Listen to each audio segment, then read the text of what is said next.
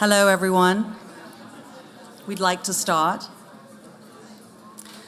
Ministers, State Secretary, Commissioner, distinguished speakers and guests, ladies and gentlemen, good afternoon and welcome to this discussion on transforming our economies and lifestyles greener and fairer for future generations.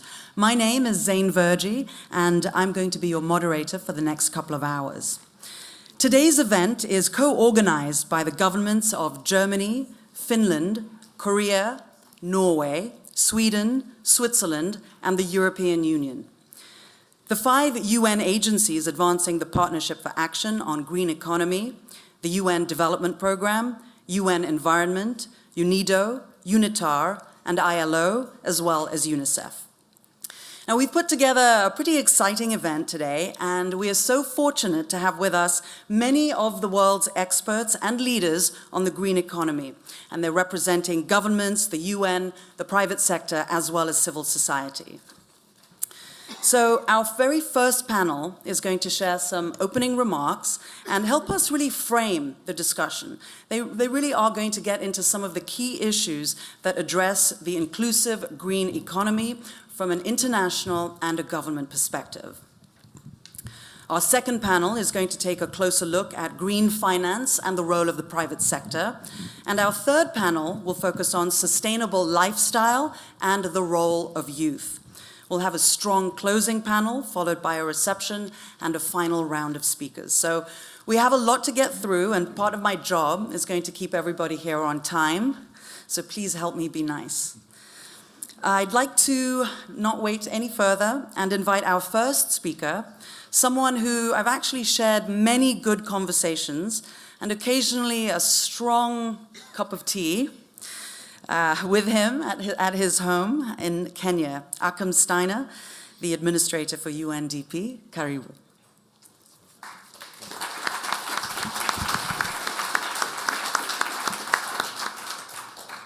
Thank you very much, Zain. Can you... Yes, it's working.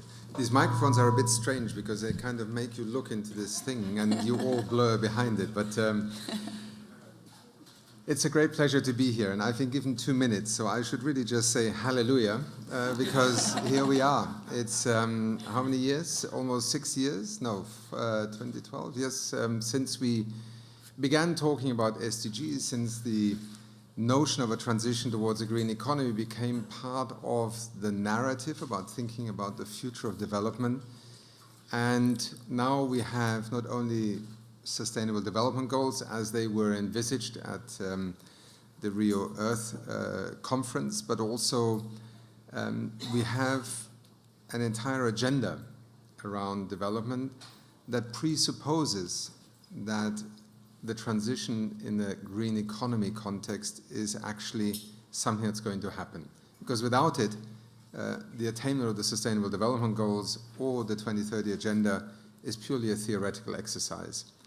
And actually, we both were just part of an event on SDG 7, which is the energy goal, if you want, and access to clean, affordable energy. And to me, it's been increasingly fascinating to see how the discourse around the green economy, which was initially driven, yes, by a need to decouple the economic development pathways from the environmental footprints they were causing, and through that imperative, design more intelligent, more smart policies that would allow you to have economic progress, but at a lower cost, and increasingly also by acknowledging that you cannot do this by leaving too many behind. So also the social dimension, the inclusion dimension, became very much part of the driving force of this partnership. And many others will speak to it today. I simply would like to end my remarks by saying the Partnership for Action for the Green Economy, the co-founders, the support of the German government and other governments over time in making this a platform on which we first of all learn together, deliver together, provide services together, is actually something that was born as the first action out of the Rio summit. It was the night of the closure of the summit that some of us met in a hangar that was being dismounted and began the discussion about PAGE and the Partnership for Action on the Green Economy. And here we are in New York in the year 2018, and look at what's happening. Now, some of you might say, well, yes, look at what's happening. Well, look at what has already happened and what is positive about what is happening. And from there, you can draw a great deal of strength to also engage on the discussions that, yes, should make us increasingly worried, concerned, and more determined to actually make this idea work in the context of realizing the SDGs. Thank you very much. Thank you so much, Arkham. Let me turn now to our next speaker, Carolina Skog, the Minister of Environment and Energy for Sweden. We're really looking forward to hearing from you about some of Sweden's leading efforts to advance the green economy, as well as sustainable lifestyles on both the domestic front as well as internationally. Thank you. And I'd firstly like to echo the hallelujah and congratulate everybody involved in the birth and the work of PAGE being a truly successful program. And I'm very optimistic to see what lies in the future of this partnership. Since partnership is at core of really working with and reaching the global goals. Initiatives as PAGE will be what brings the success stories real. I'd also like to, from Sweden's side, part of the broad work of PAGE that we are specifically engaged in is a program on sustainable consumption and production. And of course, being here, I'd like to mention the very successful partnership that we have in this regard with Japan. We truly appreciate the work we do together. And I will focus my remarks on sustainable lifestyles, but also mention the importance of the finance market when looking ahead. In a transition to a green economy, it requires a shift to sustainable lifestyles and to more circular approaches regarding materials and products. And I don't believe in frightening people into shifting their lives. I believe in making sustainable lifestyles attractive and reachable for all. It mustn't be something exclusive, and it doesn't have to be exclusive. It can be inclusive. And doing so, we're trying to find some measures from the Swedish government. In a welfare state like Sweden, the environmental impacts of our consumption is the biggest challenge ahead when we look into work with sustainable development. And economic instruments must give a clear signal to society about preferred actions. And in Sweden, we use tax incentives such as reduced VAT on repairs. We've also introduced a new tax on chemicals and another one on aviation. And these are political measures that take bold politicians. They are not necessarily popular, but they are needed. When looking ahead, we will put a lot of effort on textiles. Textiles being an area that has so far not gained enough attention. It is, second to the fossil fuel industry, the most polluting industry in the world. And this needs to be tackled. Secondly, I'd like to say a few words on the financing industry. Because obviously we need to redirect funding from the unsustainable investment to the sustainable ones. And doing so, we need to do a work together with the financing industry.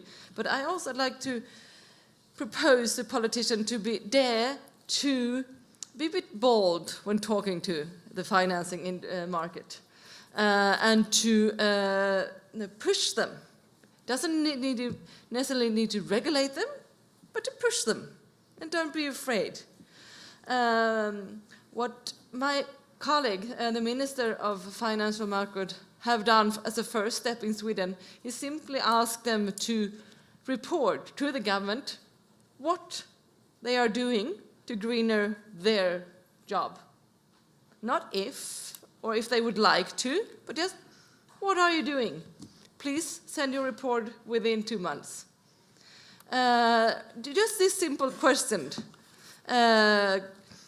gave us opportunity, and it started off a lot of action on the ground, practical action, because nobody wanted to report to the government that they were doing nothing. So none of them did. Within a couple of months, all of the Swedish banks could report actual action. It wasn't harder than that, just asking, and asking quite boldly.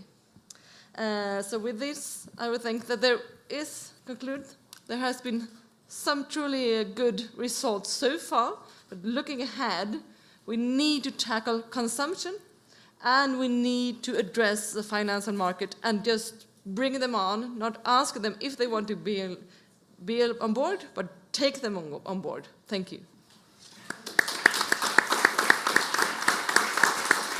Thank you, Minister Skog, for sharing some of your insights. Let's now move on to Neven Mimica, the Commissioner for International Cooperation and Development for the European Union, who I must say seems to have recovered very well from Croatia's World Cup final result. Nonetheless, I think we should all compliment Croatia to even make it to the finals, and we all know really they deserve to win. So, and by the way, I just think everyone should know, including the Commissioner, that this event was actually supposed to be held yesterday, and it was moved to today so that you could watch the match. So with that, Commissioner Mimica, we look forward to your opening remarks on the football final. Your remarks on leading the efforts being taken to advance the inclusive green economy approaches, and your observations. Thank you very much, Zane, for all of your support for the Croatian team. Well, very good afternoon, Excellencies, dear colleagues, friends, distinguished participants. It is a privilege for me to share this platform with so many other champions of sustainability, I would say. The European Union is a proud member of the Partnership for Action on the Green Economy, and we are a strong supporter of the United Nations system at a time when multilateralism and our global agreements are under threat. We remain fully committed to the global transition to the green economy and have announced important commitments in the fields of climate action and renewable energy, commitments that translate into policies and actions of our commitments. We have made major progress in implementing our circular economy action plan, including by proposing a Europe-wide strategy to radically address the challenges of plastics. And a few months ago, we adopted a new action plan on sustainable finance, which aims to reorient capital flows towards sustainable investment, also to manage the financial risks stemming from social and environmental challenges, and encourage transparency and sustainability in financial and economic activities. In parallel, we promote the green economy through our external action. It is let us say, the surest pathway, I would go as far as to say that, the only pathway towards real sustainable development. Let's be clear. The benefits of a green economy go well beyond the strictly environmental. Those whose livelihoods are threatened the most by environmental degradation and climate change are often amongst the poorest and most affected by fragility. The shift to a green economy, therefore, is not just imperative to safeguard our planet. It is also a key piece of the puzzle to address inequalities, create quality jobs, and strengthen the resilience of individuals, communities, and societies. This is the vision at the heart of the 2030 Agenda for Sustainable Development. And it is echoed in our European consensus on development, the framework for EU institutions and our member states to implement the global goals through international cooperation. The consensus underlines the need to scale up investment in a low-emission, climate-resilient green economy. This requires coherent action across sectors, including energy, agriculture, and infrastructure. It also means ensuring coordination between all actors. I firmly believe that we need to engage more effectively with the private sector to support green businesses and sustainable consumption and production across value chains. And I'm truly encouraged by the participation of many business leaders in today's discussion.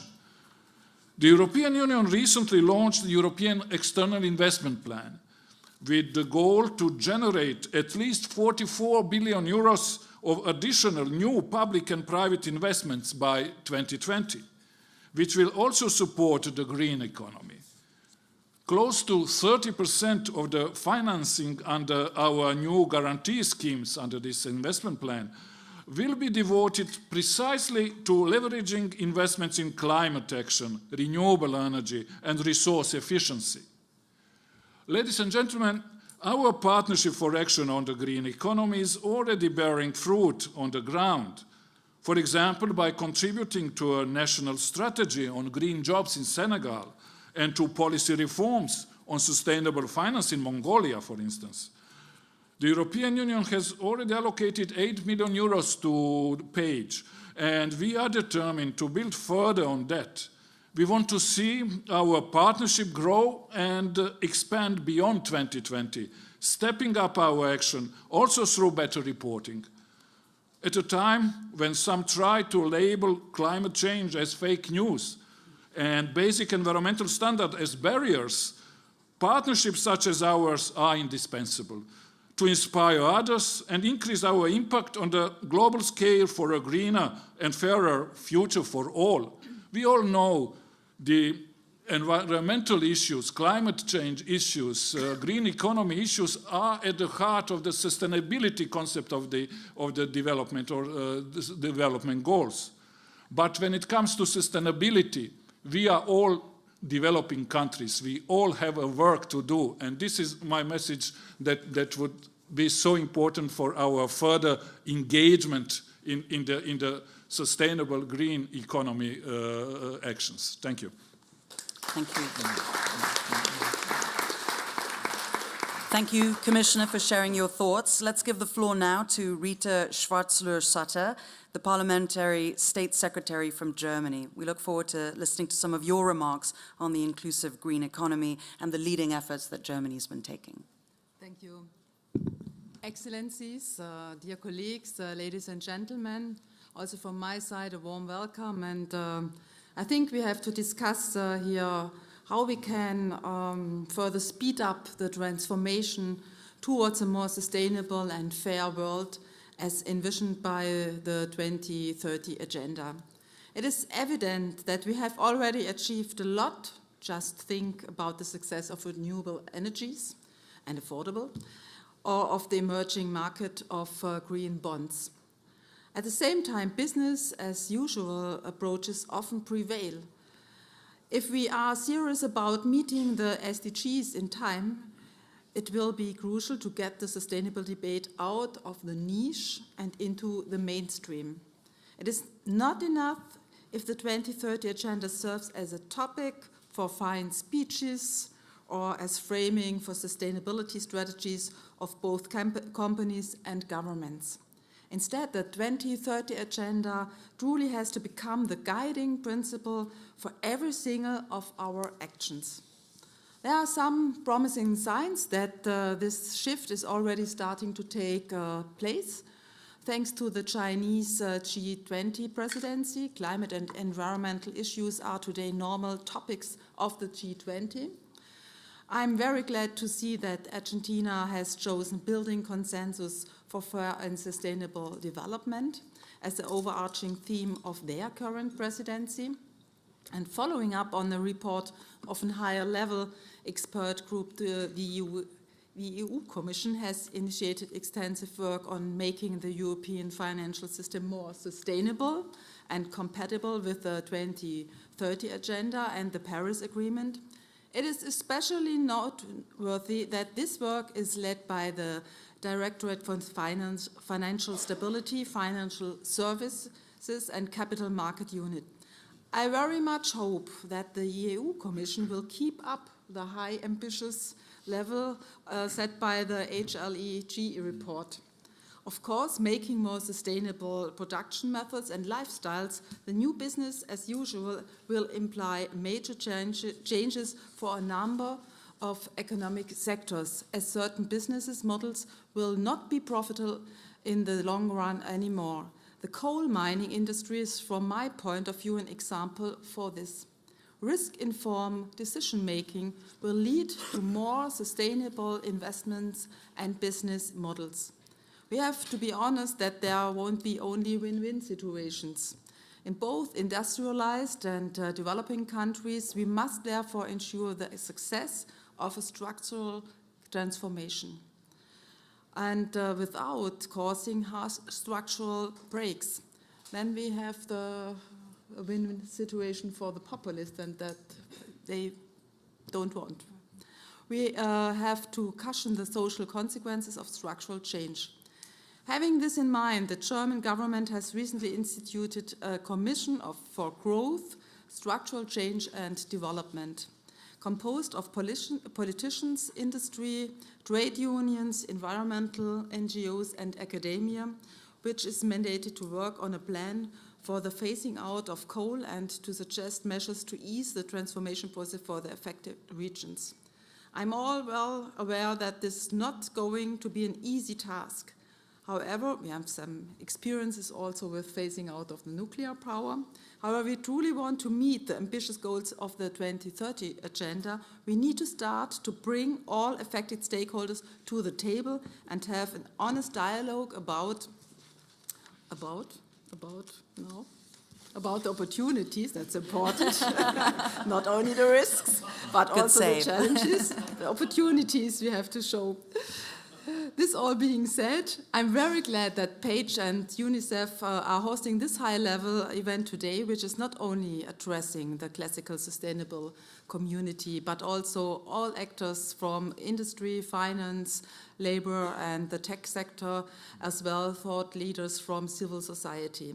I'm therefore sure that this event will contribute to the further mainstreaming of the 2030 Agenda and will serve at the same time as a forum for an open and honest dialogue between all important players in this area.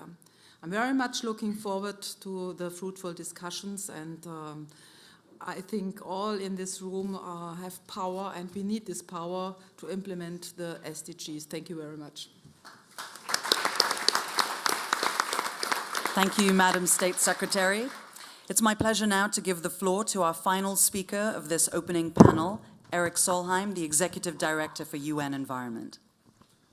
Thank you so much. I feel so ashamed and small in this panel. I mean, here at Croatia, the fantastic success of the Soccer World Cup, Sweden doing very well, Germany at least present there, even not doing so well, but Norway, we were not even in Russia. Such a shame compared to these other guys. And our population is more or less the same as Croatia, and they do everything, we do nothing. So, congratulations. We are living also not only an exciting time when it comes to soccer, but it's a really exciting time when it comes to environment and development. Because for the first time in human history, a new model is possible. The old model we all know. Started in the United Kingdom, then going to the rest of Europe, then to the United States, then to Japan, Korea, finally to China. It was very simple. First you develop, first you have all forces for economic growth and development, and then when you reach a certain level, you start taking care of the environment. That was the old model. But it's a model of the past, because a new model is now for the first time in human history possible. May not have been possible in the past. Last year, we produced more new energy into the global grid from solar than from oil and gas and coal and nuclear combined. That's a turning point. And I can mention a number of other economic parameters which show that for the first time, a new model is possible. And we see this taking root all over the planet. In China, which is turning around on the environment at a speed no one has done in human history up to this point, President Xi has coined the slogan, "Green is gold." What does it mean? It means that by going green, you can create any number of jobs and economic prosperity and bringing people out of poverty by taking care of the environment. In India, Prime Minister Modi has come with a completely new message to the Indians. The old was, do we Indians want to develop or do we want to protect Mother Earth? And then, surprise, surprise, most Indians at the time wanted to develop. Prime Minister Modi has turned this around saying, we can develop and bring electricity to all Indians. By the way, India just passed the mark where every single out of the 700,000 villages in India was connected to the grid, but we can do it by solar and wind. It says Swatch India, meaning clean up India, make India clean, providing toilets to all Indians, and through that providing any number of jobs and economic prosperity and bringing people out of poverty. And moving on to Europe, it's no coincidence that Germany and the Nordics are the most successful economies in Europe, the most fastest growing, the least unemployed, but also the most environment friendly at the same time. Germany has made an enormous economic opportunity by going green, but same as Sweden and the other Nordics. So there's no choice to be made between the green and the gold, between the economy and the environment opportunity. We can do all the same at the same time. And if you ask for one answer to that, Germany. But if you add the Nordics, India, China, and many other examples, a new development and economic and environment model is possible. The one new step which we want to take is now to really also move into sustainable consumption, discussing what the individual can do. But please, please, please, let's never do that as moralistic finger-pointing. It will bring us nowhere. Let's not do it as a theoretical exercise for the already green. It will bring us nowhere. It must be an issue for the man in the streets, for the average person, not just for the converted environmentalists. And that's, by the way, what we have been able to do with this, with the plastics. So we've been able to make plastics a kitchen table conversation all over the planet, and through that mobilize citizens to want to change, putting pressure on governments for change, and mobilize business in changing. And I'm sure we can do the same on textiles, as Carolina brought up, on electronics, and in any other sector, as long as we frame this as an enormous economic opportunity, something fun and interesting, something non-moralistic, but an issue where you can engage as a citizen, but at the same time putting pressure on politics and economics. Finally, in Brussels, very recently I agreed with your colleague, Mr. Timmermans, that Minister Vella, Commissioner Vella, I see my colleague down there, that Europe, the European Union, environment, but we will invite a number of all other actors into, let's set up a global plastics platform to exchange views as to how we can, with determination and speed, phase out one-use plastic, learn from the good examples, bring it to other places, provide assistance to those nations who need it, and engage with all the businesses and private sector in these endeavors. So much to be done, and we are so lucky, we are living in the most exciting of times. Thank you. Eric, thank you so much for your remarks. Christina would like to add something in response to that. Thank you. In respect for your time, I just wanted to add an invitation to join Sweden in an initiative that we will launch tomorrow with help with Eric and together, for example, with Finland. We think it is time to step up the work on chemicals and waste, which is, in our regards, at key of sustainable lifestyles, but also in reaching the 2030 agenda. And we will launch an alliance on high ambitious countries and stakeholders that would be willing to work with us on a global deal on chemicals. We think it is time to think boldly on chemicals. So any country or stakeholders here wanting to join us, please contact myself or any of the Swedish mission in this work. Thank you. Thank you very much. Our opening panel has done a really wonderful job of framing some of the discussions and issues that we want to highlight today. Thank you very much. I know that some of our speakers may have to leave us to attend some of the other duties that they have during this busy week at the UN. So thank you very much. Please do exit the stage on the left-hand side, and we'll continue our next panel. Thank you.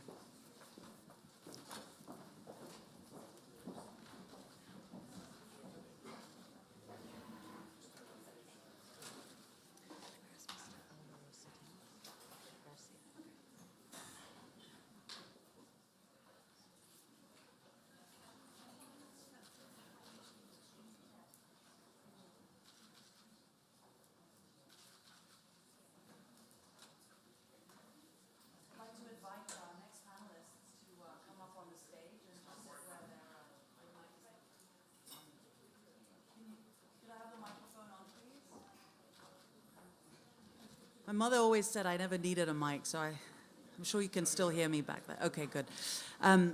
Yeah, okay, good. I'd like our panelists on, and we can go into the next segment. This is quite high.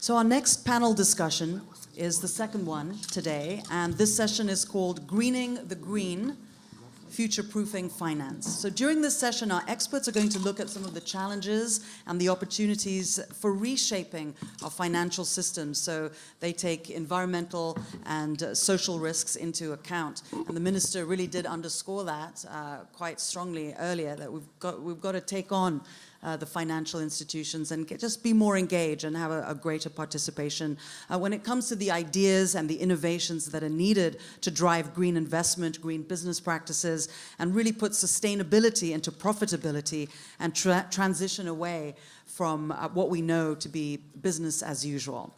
So it's my pleasure to start with our first speaker, Mr. Alvaro Garcia, the Director of the Office of Planning and Budget for the Office of the President from Uruguay.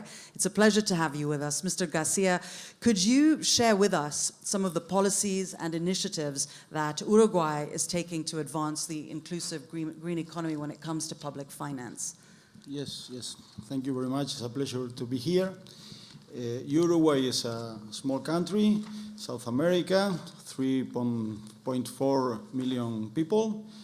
And our income per capita is almost $17 per year, and we have a Gini index of 0.38. This is very important to our country in the same level to put the economical growth and the distribution income. And we are very committed with sustainable development goals from the beginning and before the beginning too, because it's very similar to the model that Uruguay has several years ago. Some examples of building sustainable development in Uruguay. For example, we have a national development strategy to 2050 with plans, concrete plans for 2030. It's very important for us to work in long term. We have a national infrastructure agenda. We have right now an organization in a system in order to work together, public sector and private sector, called Transform Uruguay. We have 9 agencies of the public sector working especially for the economical development with sustainability.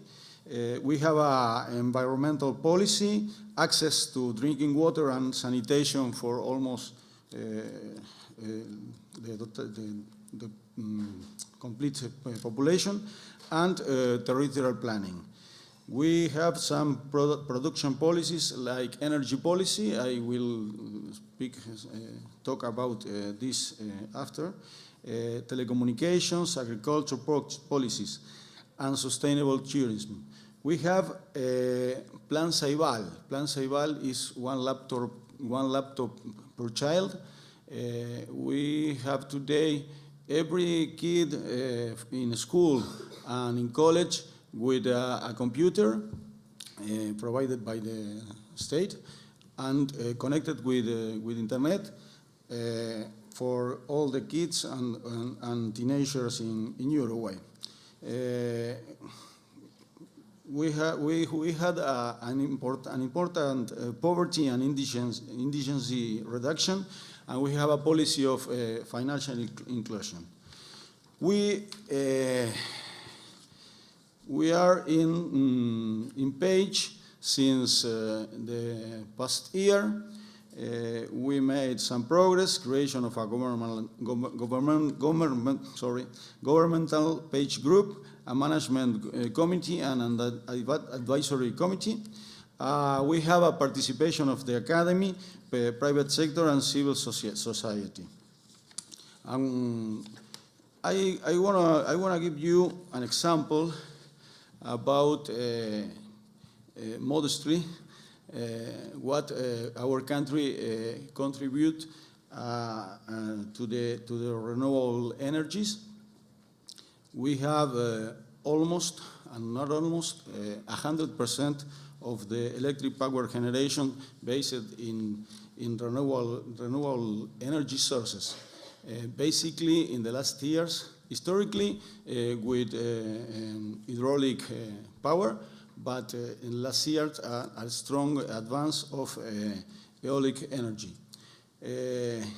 And we create a system that we could finance this huge change in our country. Our experience is the following. Uruguay has implemented a strong change in its energy matrix. Today, 100% of the electric generation is based on renewable energy sources. Much of this success has been associated to innovative form of financing. Uruguay has a public energy company which enjoys great prestige and high credit rating. This company has called tenders in public-private partnership modalities and similar, which allows the private sector to finance energy change. The contracts ensure a payment for the price of the energy supplied of over 15 or more years, so there are a very small risk for the private sector. This permits that business happen. These modalities have allowed the participation of institutional investors in Uruguay and in the world, and the Uruguayan stock market. With another thing very important for us, that part of the financing opened to the public to encourage savings for the population. So this was a public policy that permits advance with renewable energies and encourage the savings of the population and to move the financial system in order to make new tools to finance sustainable development. Could you give us the one greatest challenge that you've had and how Uruguay has overcome it when it came to dealing with the inclusive green economy? Yes, I think that one really important challenge is the waste. We will inform tomorrow in our revision, voluntary revision, but I can say you in advance that we put a law in the parliament and we have high expectations to have success with waste, and in the same way that we had success in energy and in other topics. Thank you very much. Let me turn to our next speaker, Jens Frølich-Holt, the State Secretary with the Ministry of Foreign Affairs for Norway. Mr. State Secretary, Norway is a big leader in many areas when it comes to the green economy and sustainable development. Can you share with us some of your country's experiences when it comes to advancing green finance? Thank you. And as Eric Solheim said, we're a small country with a very bad football team.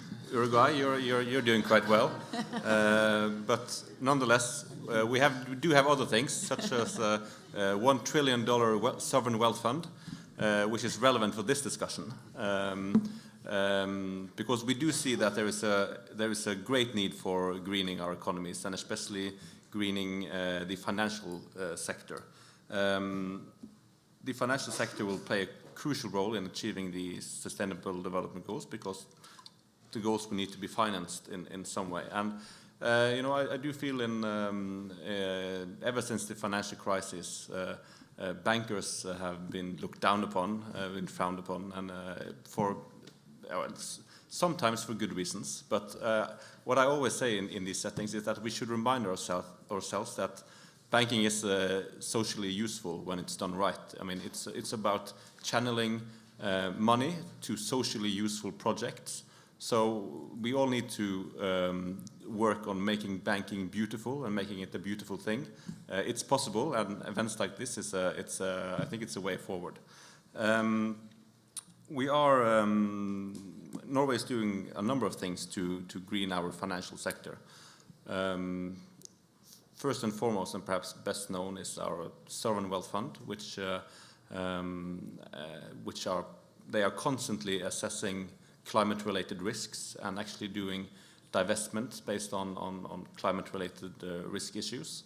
They are also, by request of our parliament, they have a climate criteria also for excluding companies where a certain percentage of the revenue derives from coal. So they also have a specific mission, and the result has been tremendous. They are, I think they're doing quite well, and of course they are operating within a strict mandate and doing it in a very professional and independent manner. That's important to emphasize from my part. We also have a financial authority in Norway, which recently were given a mandate to explore and to make financial companies report on how they assess climate risks. I mean, they are not doing value judgment on the climate risk itself, but they are checking that companies actually have financial companies have a practice and a sound practice when it comes to assessing climate risk and integrating that in their risk assessment. So that's something that's actually going to be in place this year. And finally, what I would say is the most important thing that we're doing in Norway. We have these roadmaps towards a green economy. We made around 13 of them in a collaboration between the government and various sectors of our economy. The financial sector has made a roadmap for greening their sector. I think it's a very ambitious piece of work. They are talking about including stress testing portfolios against zero emissions in 2050. They are also, I mean, for the insurers, they are looking at requirements when you rebuild something after a disaster, that you should build it back better and stronger than before. And also the financial sector wants to create a better market for green bonds. So I think this process of making roadmaps in a partnership between the government and the various, I think it's business confederations of the sectors, has been very fruitful, and for the financial sector, it's created a movement within the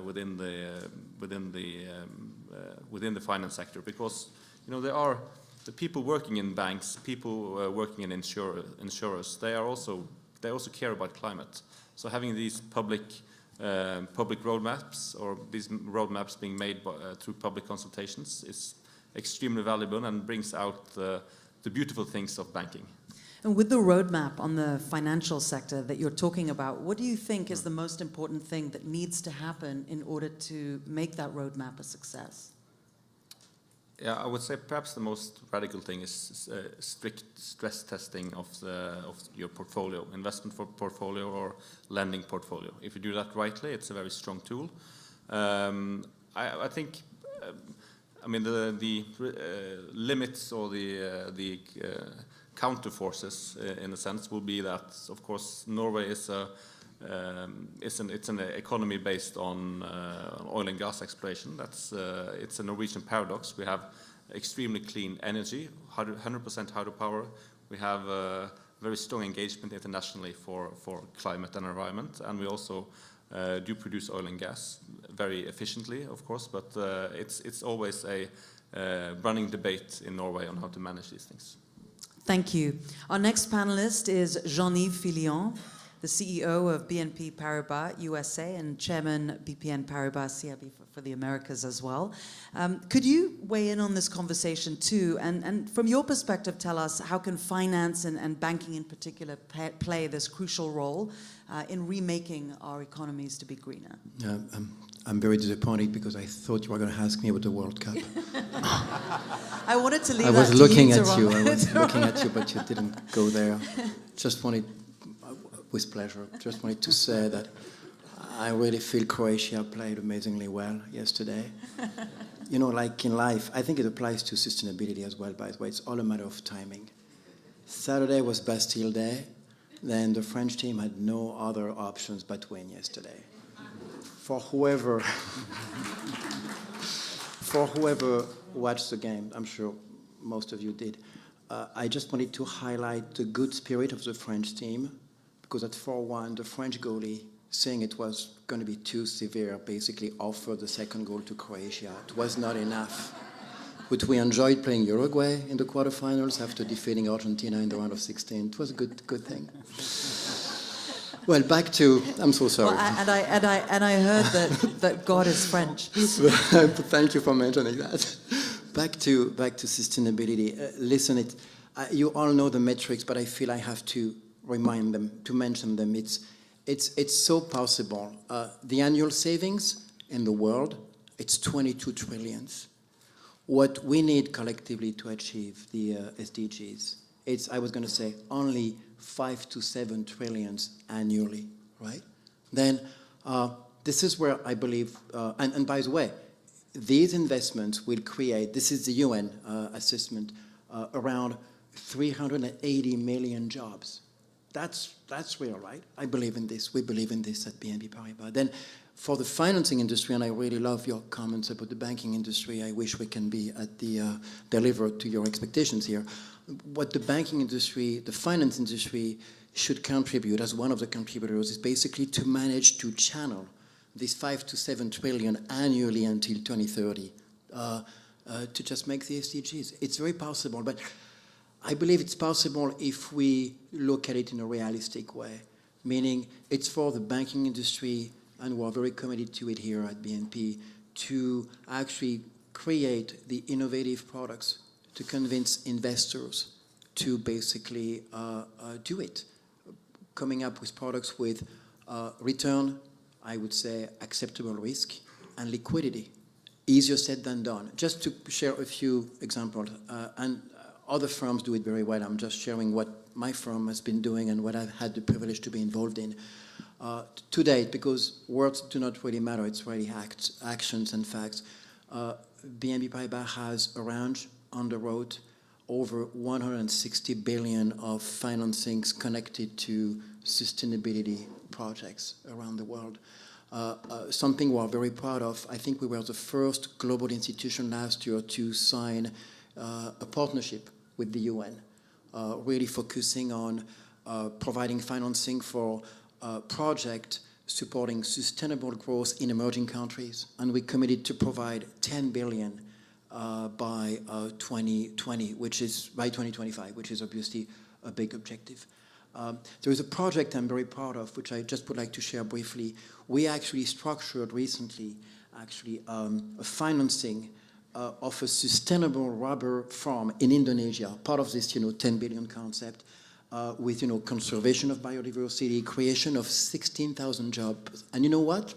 Now this farm actually provides approximately 10% of the Michelin, Michelin is a French tire companies, of their natural rubber consumption. I mean, it's just an example, but 16,000 jobs and providing a significant part of one of the global leader in the tire industry. I think we can make it more opportunistic versus more systematic versus just opportunistic. I think we have a good future ahead of us. But on the day-to-day, because it's more like at the macro level, we've come up with, to your point as well, we've come up with day-to-day solutions for clients, like the vanilla lending, revolving credit facility, which actually cost of funding is connected to the client doing well with their sustainability metrics. Recently, we structured a 2 billion euros, I can share this, for Danone, the food and beverage company. Basically, the cost of fund is linked to Danone meeting their metrics, and if they do well, their cost of funding will be significantly lower. We did it for Puma, sporting goods company. We just are structuring one for a US utility. The energy sector is buying into it as well. That's very encouraging. I should say it's what we do, but as well it's what we decide not to do anymore. We have to be consistent. And I'm just sharing something that BNP Paribas decided to do, which is no easy decision, part of the challenges, by the way. We decided to stop financing companies which principal activity, I'm insisting on principle, is connected to exploring, producing, and distributing oil and gas from shale and from oil sands. I think it's a bold decision. It's complicated. It impacts the client base. It impacts the P&L. It impacts the staff as well. But I think the finance industry has to be very consistent. The last word, but I think a promising evolution. This is just a few examples of what the banking finance industry can do. I can tell you it's becoming a two-way street. Today, clients are coming to us before entering into a new relationship or into a strategic transaction, first asking about what do you do in diversity, in social responsibility. Sustainability becomes top of the list. Staff, my staff cares massively, wants to be updated on what we do in this domain. And more specifically, and I think it's very critical to mention that, applicants, candidates who are looking into joining the firm, particularly the younger generation, X, Y, and Z, they are not so focused anymore on how much am I going to make, how much, what is my career path. They ask about what are your values, what are your sustainability goals. And my point is to say, we believe in the concept because this is the right concept, but even if you purely think economically, if you want to attract the best talent as a global firm today, you'd better be there. Otherwise, you know what? They will go somewhere else. Then at BNP Paribas, we're really looking forward to continuing to be part of the solution with many others, I'm sure. And briefly, how do you look at validating that success? Well, I have a wonderful colleague next to me from a wonderful rating agency. It's a great point, because if we want this to work, we'd better have the right benchmarks. Then briefly, we obviously benefit today, and I'm sure you have so much more to share on that, Anna, from the I would say established standards, KPIs such as water consumption, electricity consumption, I would say carbon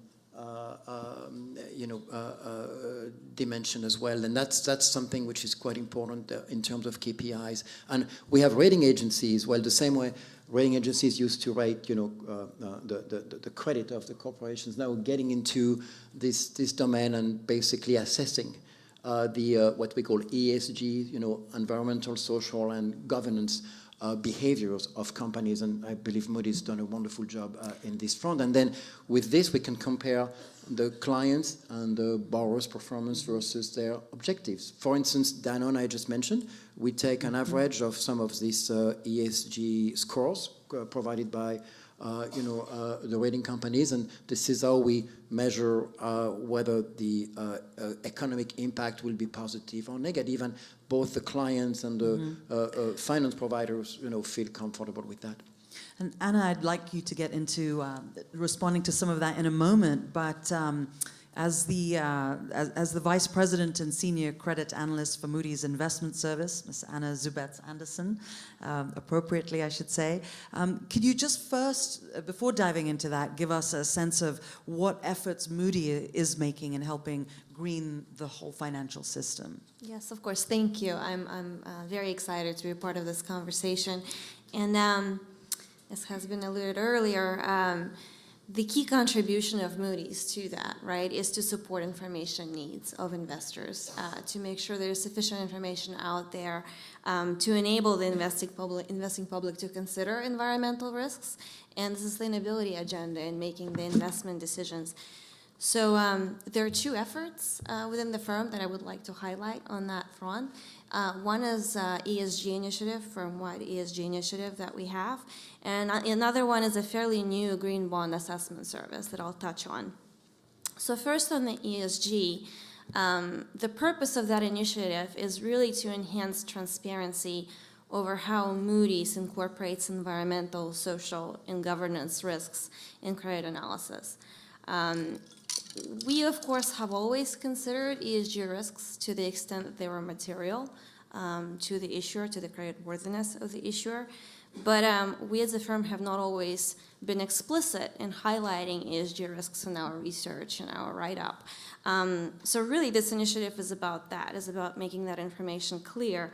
And a few years ago, like before 2015, Moody's didn't really have a dedicated ESG department. And now we have a staffed team. We have 13 full-time members, and we have numerous part-time members across the firm globally really working specifically on this. And it sort of permeates the entire organization.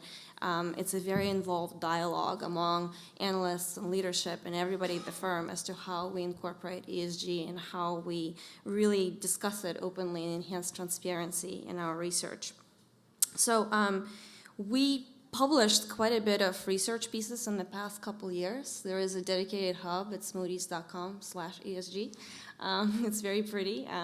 But that's where that research can be found. And the one that I'm really going to highlight, the first piece was published in 2015 and Refresh is due this year. But it's where we looked at 86 industries globally that Moody's covers.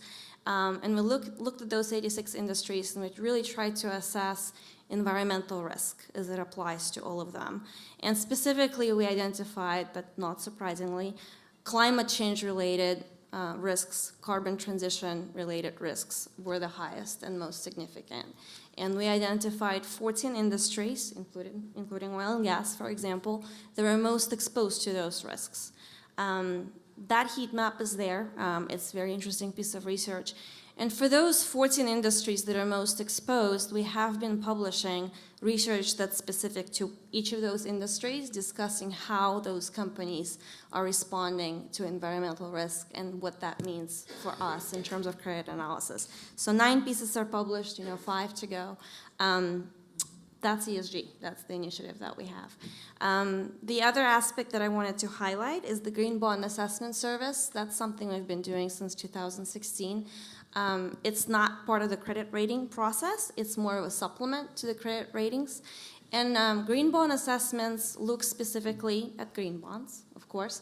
So specifically at instruments which are designed to have their proceeds directed towards projects with measurable environmental benefits. So green bonds so far have been a small percentage of the sustainable investing pool, but the market is growing very rapidly, so it's an important area for Moody's. The green bond market has grown from, I think it was 12 billion in 2013, and now it was a little over 160 billion last year. So it's certainly experiencing rapid growth. We think that growth will continue, particularly in emerging markets. Particularly with respect to sovereigns as they're trying to finance their climate-related agendas. yeah, we're What would you say is the biggest challenge today facing the green bond market? I think it's disclosure, specifically impact disclosure. It's complicated because green bond projects are very varied. There are a lot of different ones. There are a lot of different KPIs, a lot of different ways to measure impact. Today, we don't really have, comparability in the marketplace to measure the environmental impact that's achieved by those projects. So that's partly why our green bond assessment process, green bond assessment service actually does not measure impact. At the moment, we really can't. We really look at the quality of the issuer's policies and procedures related to the process, related to the use of proceeds, and related to the future disclosures. But I think that's the biggest challenge to the market, is really developing that infrastructure to have the disclosures as to how the impact is measured. We need something that's consistent, that's granular level, clearly measurable, and comparable among different issuers. Thank you. I'd like to introduce our next speaker, Jean-Pierre Clamadieu, the CEO of Solvay. Mr. Clamadieu, could you share with us some of your thoughts on how sustainable portfolio management and sustainable solutions really act as a lever for higher growth, higher profits, and positive impact on the planet? Thank you. Maybe I'm glad that my French colleague took the soccer comments, but just to bridge the soccer with the subject we discussed today, this morning, I left Paris very early, and I can tell you that seeing millions of plastic bottles on the street of Paris, like really a sea of plastic bottles, and I was myself very impressed when I saw that. It puts really plastic on top of our table discussions. No doubt about this. Maybe as I'm both the Vice Chair of the Worldwide Business Council on Sustainable Development and the CEO of Solvay, I would like to go quickly around two initiatives, one collective and one specific to Solvay that answer your question. The collective one is an SDG roadmap that the chemical sector has developed under the auspice of the WBCSD, which I think is a very quality work that we've done with the support of our chemical association, both in the US and in Europe. It's a very simple, pragmatic document. It's not at all communication. It's just to frame the efforts that we are doing in our industry. Chemical really is an industry which supports a lot of our industry. We produce the materials which are transformed by people along various supply chains. And I think we've done a remarkable effort to align our priorities along 10 of the SDGs, and with a willingness to demonstrate how we can contribute, and pretty challenging and specific roadmap until 2030, and with a strong focus on transparency and disclosure. And now let me just focus on Solvay and this subject of sustainable portfolio management. Solvay is a global chemical company which has started some years ago a pretty significant portfolio transformation, and we wanted to measure the impact of this portfolio transformation on our sustainability objective. And we have developed a tool, because we have not found one available on the market, through which we measure for each of our products in their various applications two elements: manufacturing footprint impact and alignment with the market demand regarding sustainability. And then we can map these couples of products in various applications on a nice matrix.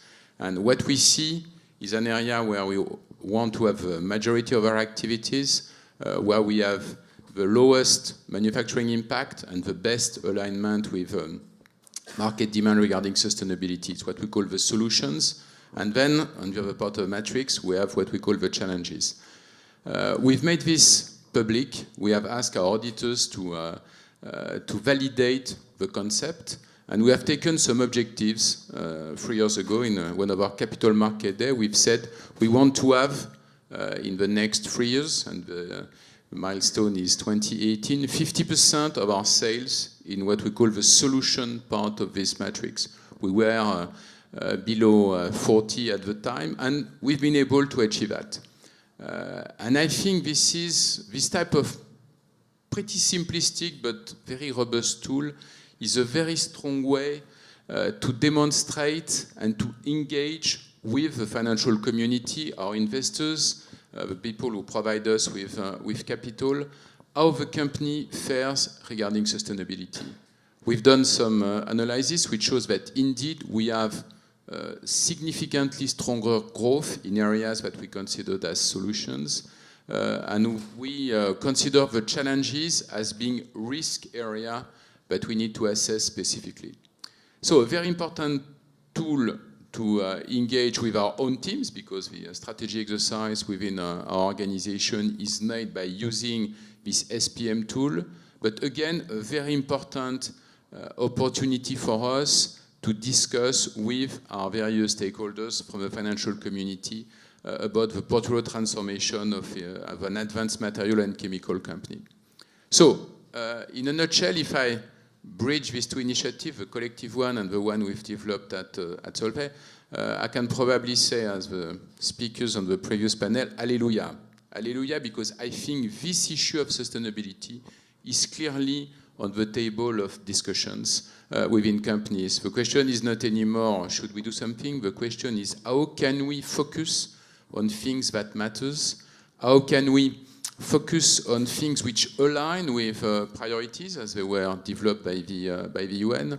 And this is clearly a strong accomplishment. Plenty of things yet to do, but I do believe, and I will join what was said by the previous speakers, by transparency and the ability to define key metrics is what we need to be able to go faster in this direction. Thank you very much. In the interests of time, I'd like to introduce our next speaker, Lena Höök, the Senior Vice President for Sustainability at Skanska, which is one of the pioneers within green bonds. Ms. Höök, what would you say are the opportunities and the main challenges as well in launching green projects for green finance? Yes, let me start with introducing Skanska for all of you that may not have encountered us before. We are a construction corporation, and that means that we build stuff. We build houses, roads, bridges, schools. We built even, or rebuilt the UN headquarters. So maybe you get to know some of our work tomorrow. Mm-hmm. And when we do that, we don't just want to build. We want to build for a better society.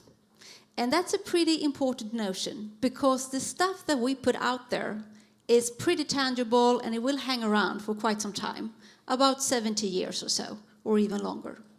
So we are looking into both the social aspect as well as the environmental ones. But let me go further when it comes to the green buildings and the green solutions. There's a lot of materials, a lot of for example, cement, concrete, and as well steel, of course, when you need to build. That's a heavy carbon footprint right there. It's also major transportations going on regarding to the built environment. And think for yourself how often yourself are in a building or in the built environment. And you can just capture that there's so much construction going on in the world. And if construction corporations take the aim to build for a better society, including counting on the carbon footprint, the energy efficiency, the water efficiency, etc., then we have a large step that we are taking forward just by doing that. So inspired by Erik Solheim that was saying we should not take the moral road, we should not just focus on theory, we should be focusing on the actions and what's tangible. We have actually, together with the Swedish government, or from an initiative from the Swedish government, it seems to be a Nordic phenomenon, doing roadmaps. But the Swedish government asked of the different industries to do roadmaps, how Sweden can become fossil-free by 2045. And Skanska was honored to be responsible to head the roadmap when it comes to construction. So the perspective we took was not just our own fossil, it's also the materials, that is from steel, for example, and concrete, etc. And what we came up with was actually that it's possible with today's technique to halve the fossil emissions by 2030.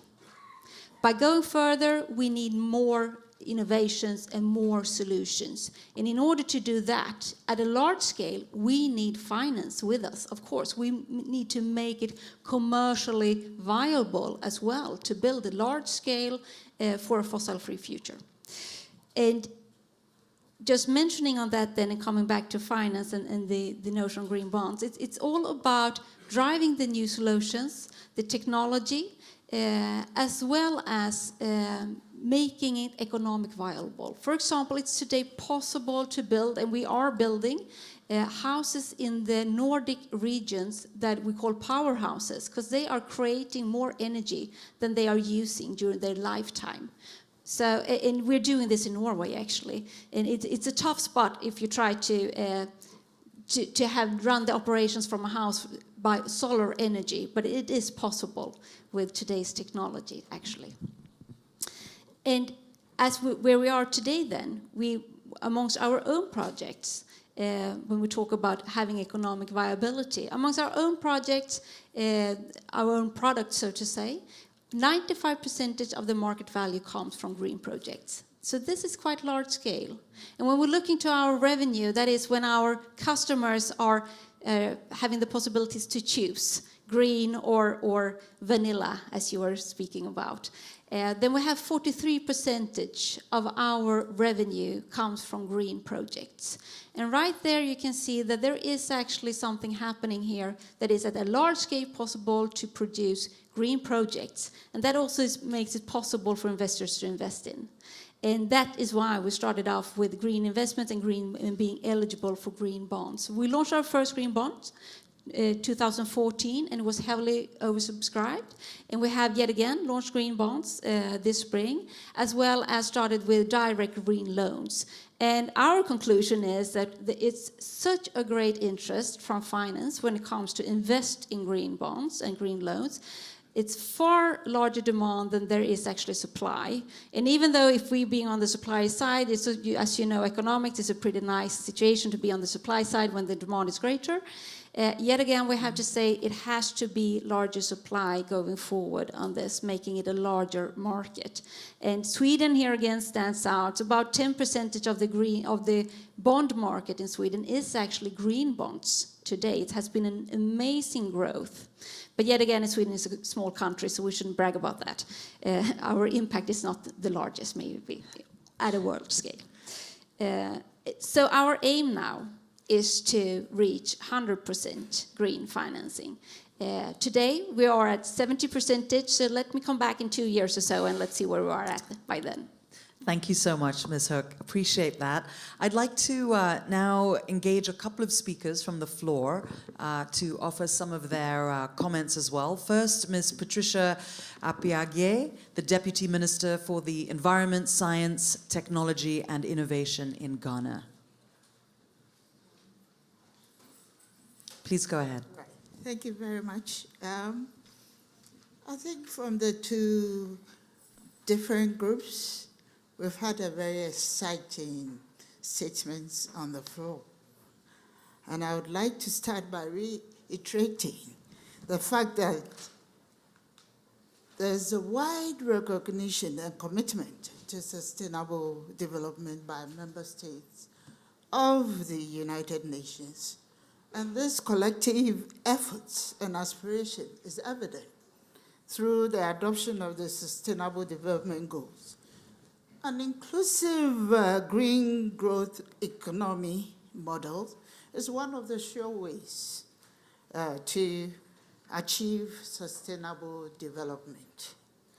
As it turns environmental limitations,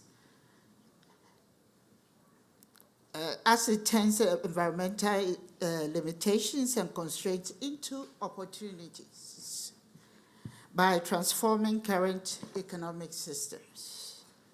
That is jobs, employment, production systems, agriculture, energy, renewable transport, among other things. It also involves a new shift investments away from the brown sectors into green technologies, moving away from unsustainable depletion of natural capital, and ensuring that social systems are put in place for those fathers behind in society. There is, however, issue of financing as a challenge to ensure this shift. The action for a green economy fundamentally begins with the setting of a country-level targets and goals based on national priorities and conditions, enabling policies and conditions that private sector, building national capacities and promoting proactive win-win labor strategies should be put in place. The pursuit of inclusive green economy must also be anchored on mutually beneficial partnerships, as captured in the SDG 14. Some countries, including my country, Ghana, have taken the lead in the application of the green economy model. It is expected that the partnerships for action on green economy, that is PAGE, would assist countries to strengthen cooperation, share experiences as well as lessons learned for the benefit of all, thus leaving no one behind. I have, however, noted the statement made by the first speaker, Christina, about the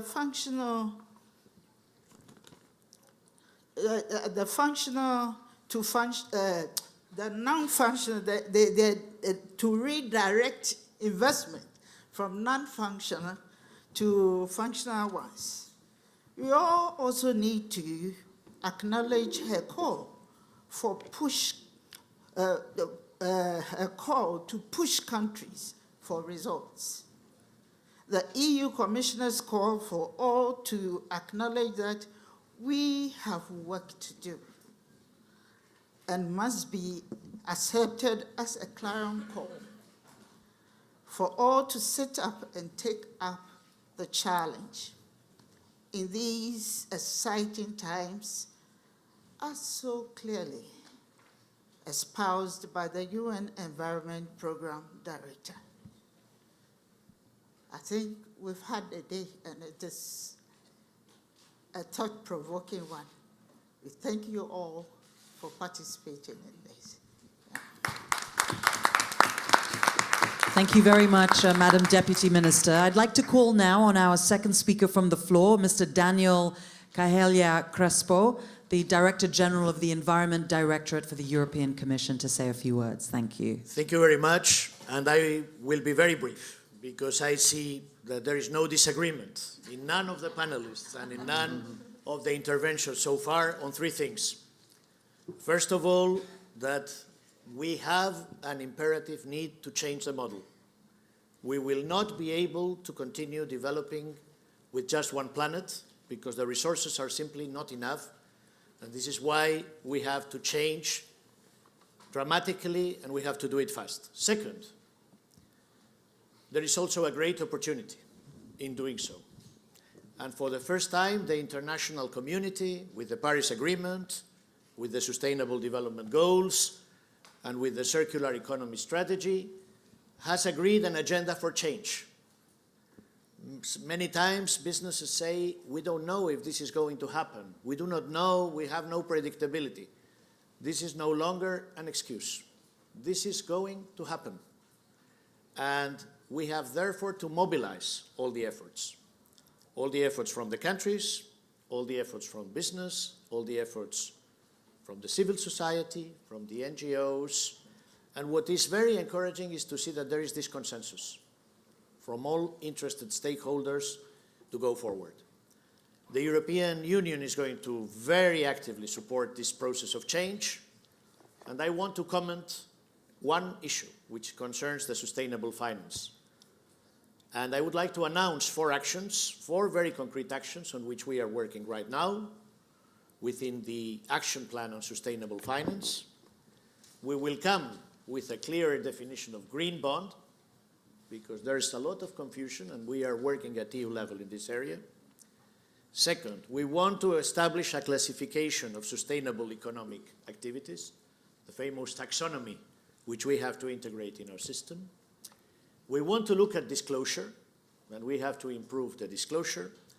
And we also have to look at the benchmark of what are sustainable economic activities. I think these 4 areas will be critical, but my final message is that we have no excuse.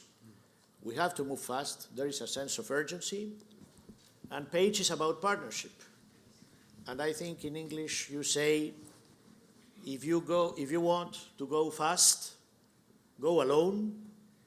If you want to go far, go together.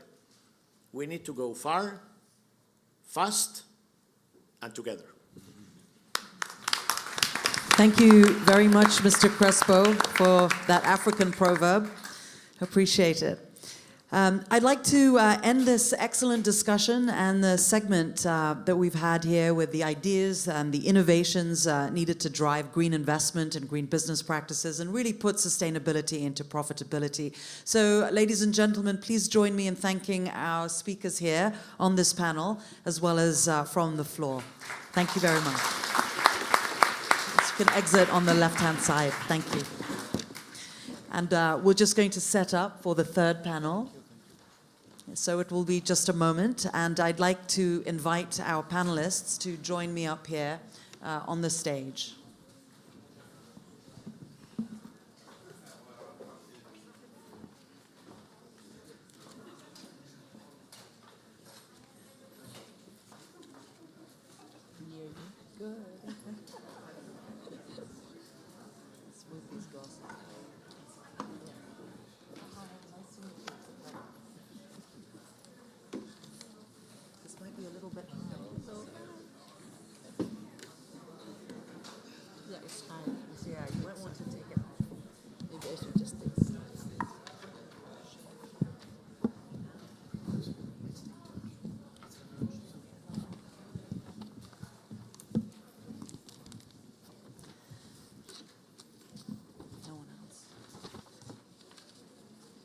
Okay, I'm going to start. I see one panelist missing.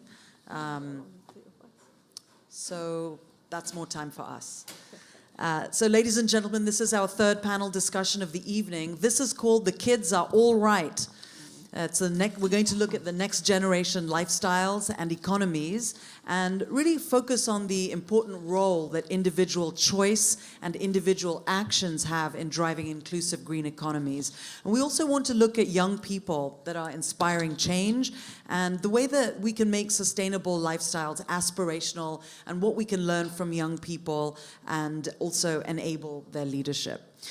Let's go straight to our first speaker, Victoria Tauli Corpuz, UN Special Rapporteur on the Rights of Indigenous People. I would be interested in your perspective on how you see Indigenous people playing a greater role in the green economy in a practical sense on all levels. Thank you very much. Well, first of all, I think that the phrase inclusive green economy is really crucial for indigenous peoples. As many of you know, indigenous peoples have developed their own economies and governance systems even before colonization, but several of these have been denigrated and destroyed, and when nation states were built, they also adopted the Western model of development, and this has further marginalized and excluded indigenous economies and governance systems. So I think for indigenous peoples, the way that we look at an inclusive green economy, it offers some hope for us because, first of all, if it's the defining feature of the world today is inequality within countries and between countries, and inequality, of course, excludes a lot of people, particularly indigenous peoples, who are the ones who still maintain a lot of the world's biodiversity and protect many of the world's remaining tropical forests. So I think that indigenous peoples can contribute significantly in building an inclusive green economy if number one, their rights as enshrined in the UN Declaration on the Rights of Indigenous Peoples and the ILO Convention 169 are going to be implemented and protected by states. That's the first point. Secondly, that their economies, that their indigenous economies, which have been proven, which are resilient, because all through colonization and nation-state building, these were denigrated, but they maintain it. There are still indigenous livelihoods which are feeding the world. Talk of the pastoralism in Africa, the small-scale farming that's done by indigenous peoples, as well as marine livelihoods. These still are the economies that continue to feed the world, and many of the food systems that they have, the traditional foods that they have developed, are now being recognized as healthier food alternatives. We talk about quinoa, and even this sweet potato. Many of the traditional foods that they have used and continue to use are now being commercialized to an extent that the general population also are able to benefit from this. So I think that the contributions of indigenous peoples will really be crucial in ensuring that the inclusive green economy, the pathways that the inclusive green economy delivers for sustainable development objectives can really be protected and supported and enhanced, not just by the states, but also by the private sector. Well, what is something that you would like to see when it comes to indigenous people and specific action that you want to happen immediately? Like, what is it that you want? Well, I think that first of all, the traditional knowledge systems of indigenous people should be protected. It should be reinforced further because this contributes to the sustainability that we are looking for. So how should it be protected? Well, first of all, there should be laws that really protects this knowledge, and this should not be misappropriated or misused by others who are not really familiar with that knowledge. And I think that that includes knowledge to traditional medicines, to food systems, as well as resource management practices. This should be protected, but it should also be disseminated widely so that the others who are not familiar with these systems can also learn and use it. So those are some of the very concrete demands that indigenous peoples have. And can you point to an example where of a success story when it comes to indigenous people engaging in the green economy that can serve as something helpful for all of us here in the room that was done well and that you were happy with? Well, first of all, I think one contribution is the way that indigenous peoples have conserved and protected forest and biodiversity in most of their territories. The evidence now shows that in countries where the rights to their lands and territories are recognized, there is an overlap between the forests that are kept well and the biodiversity that continues to prosper. And I think the ecosystem services that are offered by these forests and biodiversity is something that really needs to be they should be rewarded for doing that. So these are very concrete actions, and there is data which shows that the money that goes into conservation, much more value is actually provided by indigenous peoples, because of the work that they do and paid, to continue living in those sustainable ways. Thank you very much. I'd like to turn to our next speaker, Mr. Kimmo Tiilikainen. Tiilikainen, all close, right? Sorry. Minister of Environment, Energy and Housing for Finland. Quite the day in Helsinki today. Yeah, that's true. Something was going on there, I heard. Yeah, there was a kind of summit there. Yeah. And I think that I heard it went well. Yeah, it's not my job to comment the content of the discussions, but I'm afraid they were not discussing on green economy. I'm not sure. Well, but I can give the official statement. That would be very helpful. Just share with us some of Finland's official experience when it comes to the green economy and sustainable lifestyles. We'll keep it there. Thank you. Actually, it was often said in Finland that children taught their parents to recycle. And I think that's true. Especially younger generation, people are more and more worried about the climate change and environmental degradation. And one result of that worry is that consumers are getting more interested in their carbon footprint and the environmental cost or social impacts of the products and services they use. And this makes also investing in sustainability attractive to businesses. However, it's not always easy to be a responsible consumer. I think many of you have been here quite many days, so you may feel a little bit homesick. So imagine the smallest closet for clothing in your home. Imagine that. And then I ask you, how much water you can load inside that closet? At least 50,000 liters. Just put 5 pair of jeans inside of it. Because the water footprint of 1 pair of cotton jeans is 10,000 liters. So if I would like to reduce my water footprint, I should avoid cotton. If I choose artificial textiles, I have a big carbon footprint. Or I can release microplastics to the environment. So I just like to describe that it's very difficult to estimate the environmental impacts of your consumption. But anyway, people are getting more and more interested in that. One phenomenon I have noticed recently during last decade in Finland is that many young people choose a vegan diet in order to reduce their carbon footprint.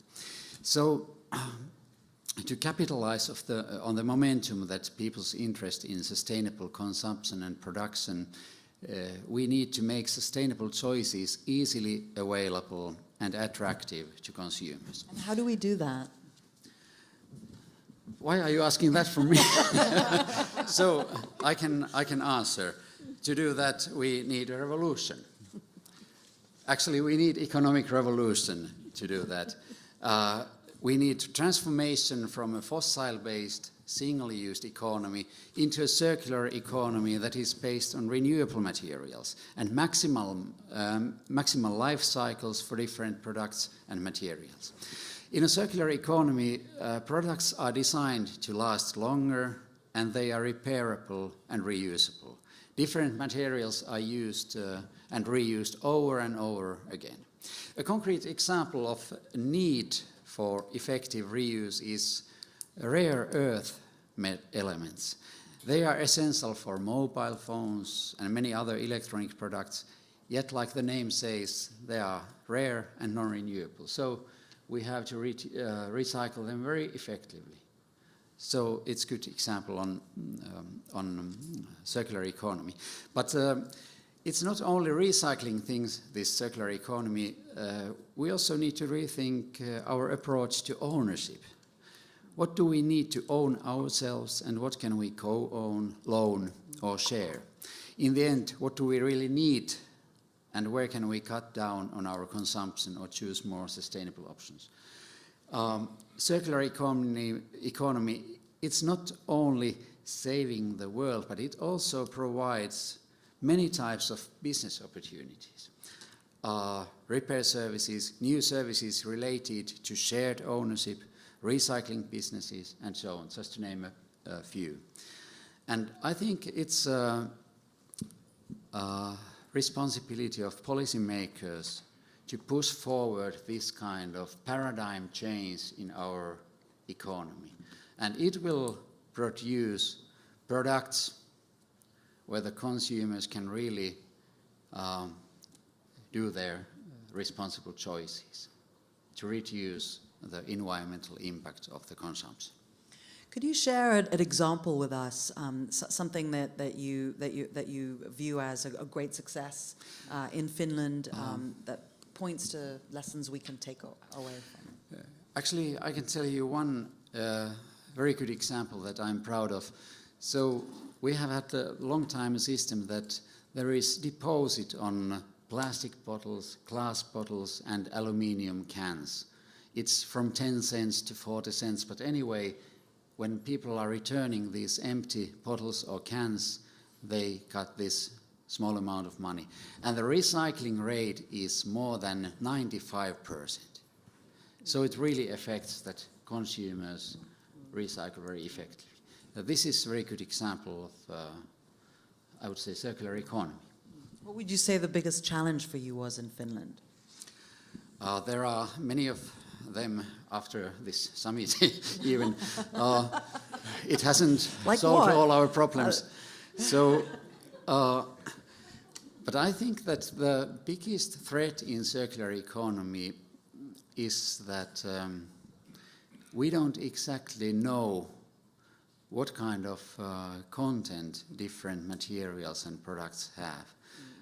And when we recycle things and we reshape the materials and have different processes to recycle it, we can also cause some harm for environment or for human health if we don't know how the chemicals, for example, in the products react when we are circulating them.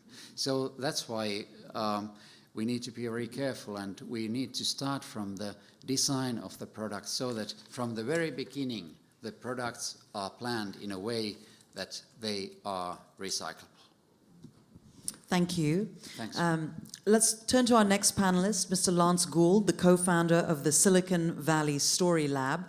Lance, we would love it if you could first start by sharing some of your thoughts and experiences with Unleash. And tell us a little bit about that, some of the innovations for SDGs that have been going on, but most importantly, the focus on the power of storytelling for purpose-driven initiatives. Thank you so much. It's such a pleasure to be here. Before I talk about Youth and Unleash, I thought I would talk briefly about what I do, which is storytelling, to give my remarks a little bit of context. I spent 3 decades in journalism, most recently at Huffington Post. Because of social media and blogging, anyone can be a journalist these days, or should I say an enemy of the people. After leaving HuffPost, I started my own new company called Silicon Valley Story Lab, and the idea behind that is that we teach purpose-driven organizations how to think and behave like great media companies. So we're trying, my partner and I are trying to teach the techniques and strategies that we learned in our decades in journalism to purpose-driven organizations. And as Genevieve, who was on the last panel, noticed and mentioned on his panel, we're currently witnessing a zeitgeist moment where consumers want companies to define who they are and what they stand for. And companies that decide that they want to stand for social good are falling into 2 distinct categories. One is a CSR model, in which companies do nice things, which fall under the social good umbrella. Maybe they clean up a beach, or they raise funds. The other is a model that we call purpose-aligned responsibility, and that is a model in which companies actually commit to become purpose-driven, and they try to make it a competitive advantage of theirs. They're not just a one-time CSR effort, but they want to align their top and bottom lines with the purpose-driven commitment that they have. So in terms of an example of that, I would say Unleash would be an example of that. Unleash was the brainchild of a Danish, and there's a theme here of Scandinavians, I believe, but it was the brainchild of a Danish philanthropist and entrepreneur from Carlsberg Beer Company. And it was his idea to bring together and convene 1,000 millennials from all over the world in Denmark for 10 days last year, all expenses paid, and have them form teams to try to come up with new ideas that could help achieve the SDGs. And that's what actually happened last year. There were 1,000 millennials from 129 countries. It was pretty amazing. This all took place in Denmark, all over the country, for a couple days in Copenhagen, a couple days in the countryside, and a couple of days in Aarhus, which is the second biggest city there. And what I tried to do to help call it, using storytelling to help call attention to this on a global level, I tried to replicate the Huffington Post blogging ecosystem, which I used to oversee, and I created an Unleashed channel on medium.com. So I invited all 1,000 of these thought leaders from 129 countries to share their opinions and thoughts on the medium.com channel. 250 of them accepted. I didn't expect all 1,000 to come through. Some of them, I won't mention the countries, but some of them live in countries where a free internet is not always possible, and hopefully that will remain the case in this country as well. But taking all of those blogs from the 250 authors and putting them on Twitter, on Facebook, on LinkedIn with our hashtag really had incredible impact, and eventually we were the #1 trending topic on Twitter in Denmark when we launched on August 10th of last year, August 13th of last year. This year we did the Unleash again in Singapore, and we again were the #1 trending topic in Singapore. So the idea of storytelling, of being able to, we're not doing PR or marketing or branding, not that there's anything wrong with those professions, but that's not what we're doing here. We're trying to teach the actual storytellers that are within each company or within each organization how to surface their stories and get more attention for it. Lance, I have a similar background to you. I was a former journalist and now building a storytelling platform in Africa. What I find sometimes the most frustrating about being in meetings or organizations today is that you guys have so many amazing stories. All the UN the work, the projects, the initiatives, the European Union in various countries, indigenous people, and you don't get it out. And I would be interested in your thoughts on what are some of the things, in your view, that are critical for everybody in this room to understand, like when it comes to storytelling, what's the most effective way to get some of this really great stuff out and not drowned with, all this, all the headlines out there? That's an excellent question. One, I'll give you an example from today, is keep it fresh. The first couple of people who came up made some really great jokes and got some good laughs out of the crowd by telling World Cup jokes. You could tell that as the afternoon progressed, the next few people who told those same jokes got less and less attention. It's about innovation and keeping it fresh and keeping it new. So what should they have done? Picked another topic. Or maybe perhaps they should have been from a different country.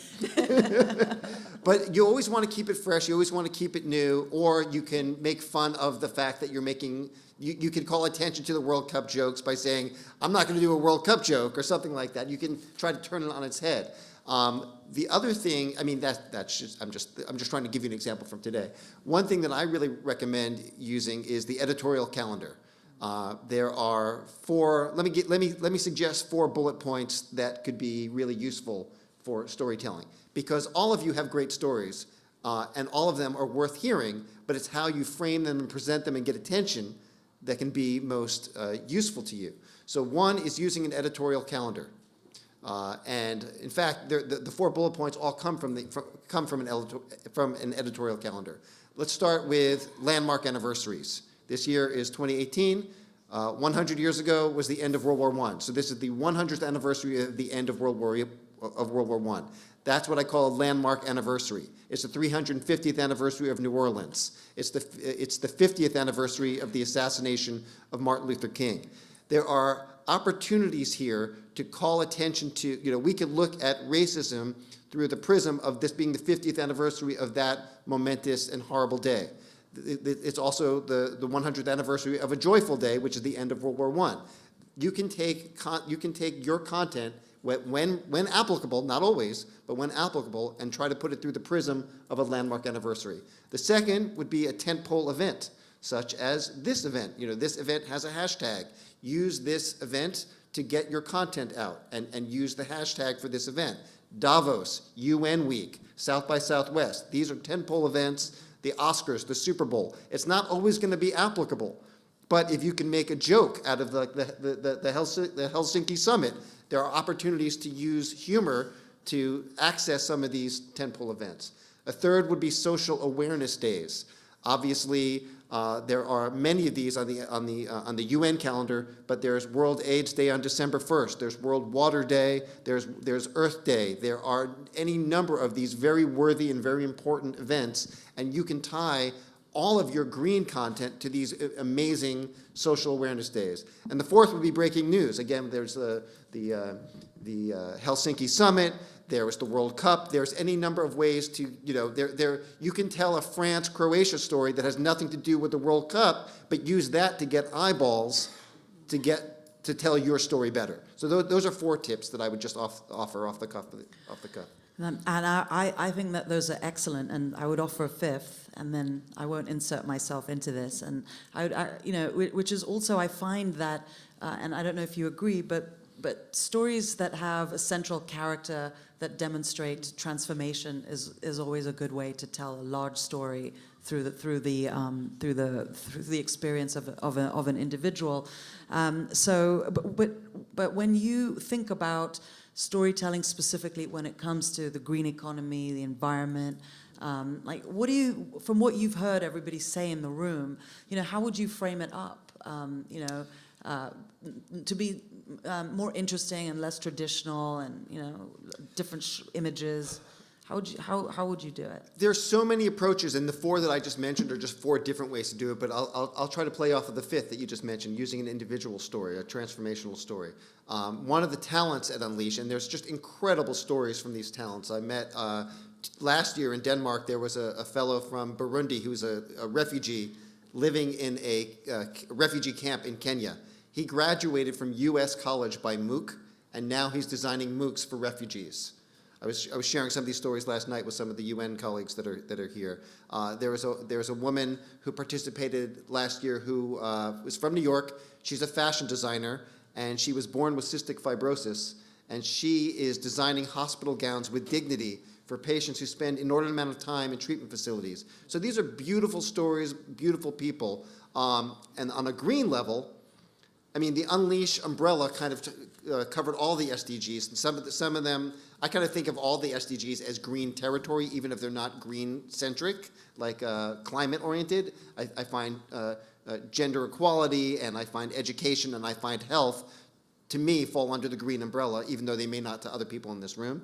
But on a very green level, there was a fellow who participated this year, also from New York, and also in the fashion world, who is working with okra DNA and jellyfish DNA, synthetically combining them, to answer your point about fashion and the number of gallons of water it takes to make 1 pair of jeans.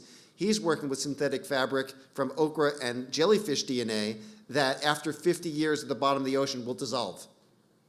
And so it will be strong enough to wear and strong enough to wash, but then it won't be there in a landfill forever. So my contribution to today is hopefully to inspire the idea of storytelling as a way to focus on some of the stories that you have in your own organizations and make them as interesting as that one, because they probably are. You just need a way to say it and articulate it. Thank you. I'd like to take a couple of interventions from the floor. I'd like to invite Matthias Thorns, the Director of Stakeholder Engagement from the International Organization of Employers. Mr. Thorns, could you tell us how private employers can unleash opportunities through the green economy?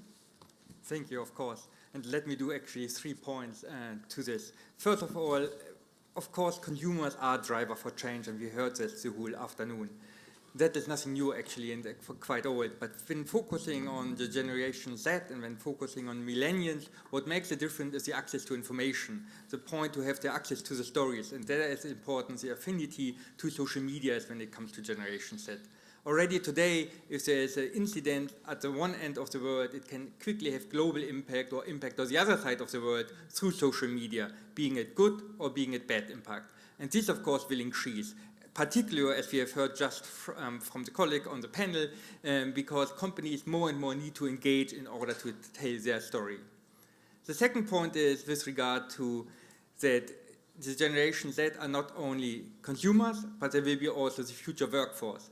They will actually choose and change companies' behavior through their career choices. And Jean-Yves Fillon actually alluded to it, that for them it becomes more and more important the reputation of the employers and in how far they engage in the sustainability agenda. So companies which will attract the best talent need to engage in the sustainability agenda to be able to do so. My last point is about inclusiveness, and we heard about it also before. When approaching sustainability, you really have to go through all three pillars. A green job is not automatically a good job. A green job becomes a good job when it is safe and when the working conditions are fair. On the other side of the coin, you can say this whole idea about green jobs is not valuable, it's not good in order to try evaluate whether jobs are good jobs or not good jobs. The aim must be to make all jobs more sustainable, meaning it more greener, but also better and fairer. Thank you. Thank you very much. I'd like to give the floor now to Mr. Raul Lucas, the Ministerial Advisor on Foreign Trade, Investment and International Cooperation from the Ministry of Foreign Affairs in Guyana. Thank you very much. Are you hearing me? Okay, yes you are. Thank you very much. I will admit to you that when we learned of this event, we decided to ask to be a part of it. And the reason we asked to be a part of it is because Guyana is in the process of developing the Green State Development Strategy. It is being assisted by the United Nations Environment and a number of other partners. And we wanted to learn a bit more of what was happening outside of our sphere of operation. So we asked to be here. But there's another reason. The other reason has to do with the fact that we recognize that in our country, if we are to bring about change, particularly through the platform of production and consumption, it would be important to have our businesses involved. In our case, small businesses are the ones that matter. And we're trying to find out to what extent there were ways or thoughts or experiences on how small businesses have been contributing to the movement towards a sustainable economy. And the reason for that is, of course, we think that small businesses are much more flexible than the larger ones and would therefore be more inclined to move much faster. In that sense, the International Small Business Summit, which Guyana is hosting, it's called the Green Guyana Expo and International Small Business Summit. And what it intends to do primarily is to platform the Green State Development Strategy and to share with the people in Guyana what it's all about so that we could increase at a faster rate the acceptance of the responsibility for greening our world. The other reason is we want to highlight critical things and business opportunities that small businesses could have in helping to, transform our brown economy to a more sustainable one. And the third thing, of course, is to try to encourage the government to develop policies which would be geared towards helping the small businesses to shift from the brown economy to the green economy. It's not going to be an easy thing for small countries like Guyana, 800,000 people as population, 4 billion GDP. But we also have a substantial amount of forest cover in the country. Over 80% of the country is still forested. And while we do employ a low carbon development strategy with respect to forest management and use, what we recognized was that that would not be sufficient to accommodate the other concerns, the other aspects of our economy, because we know that if we continue to produce the way in which we are producing, then pretty soon people will not buy from us. There will not be a market. So there's a need for us to understand what is happening globally and to be able to adjust accordingly in order to be able to be a part of this process. So I would like to thank you for giving me this opportunity to be a part of this experience. Thank you very much. Thank you very much, Raul.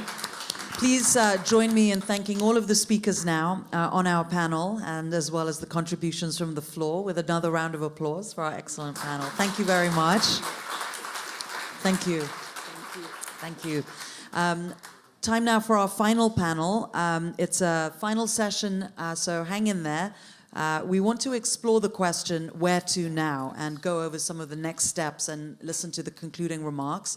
So I'd just like us to pause for a moment while we transition out here and have our next speakers just make some short statements on and reflections on what they've heard today.